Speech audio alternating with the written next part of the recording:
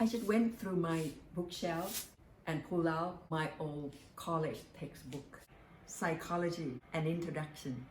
Although it's just an introduction, the book covers a lot of topics and I learned a lot from it.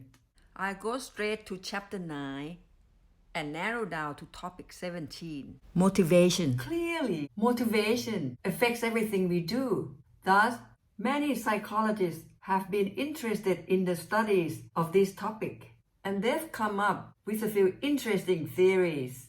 One of those theories is the Maslow's hierarchy of needs. Abraham Maslow said that human behavior responds to needs, and not all of those needs are physiological. He also believes that those needs are hierarchically arranged. According to Maslow, the first things that motivate us are physiological needs, such as the need for food, water, shelter, and so on. Only when these needs are met, an individual will be concerned with anything else. Once physiological needs are met, an individual is still motivated now by safety needs. They are the needs to feel secure and protected from dangers that might arise in the future. Then we are motivated to make sure that the cupboard has food for later and that there is enough money saved to protect against sudden disasters. We're not going to worry about what we'll be eating tomorrow if there is not enough to eat today. But if today's needs are taken care of, we can then focus on the future safety. One moves higher in the hierarchy only when the lower needs are met.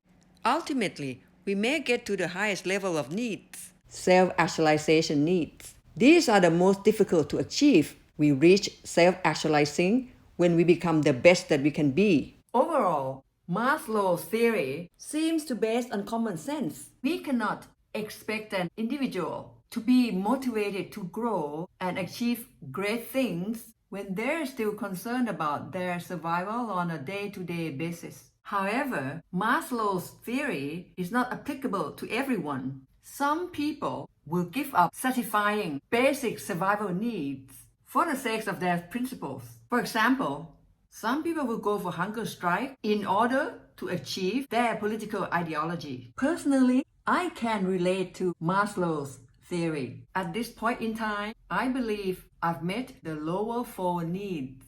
It's only the top one, self-actualization, that I'm still working on. Nowadays, I seem to know a little bit about many things. Ultimately, I'd like to specialize in something. I tried interior design studies, I tried oil painting, and nowadays I focus on piano playing. Indeed, before I say goodbye to the world, I'd like to be able to say that I've reached my self-actualization.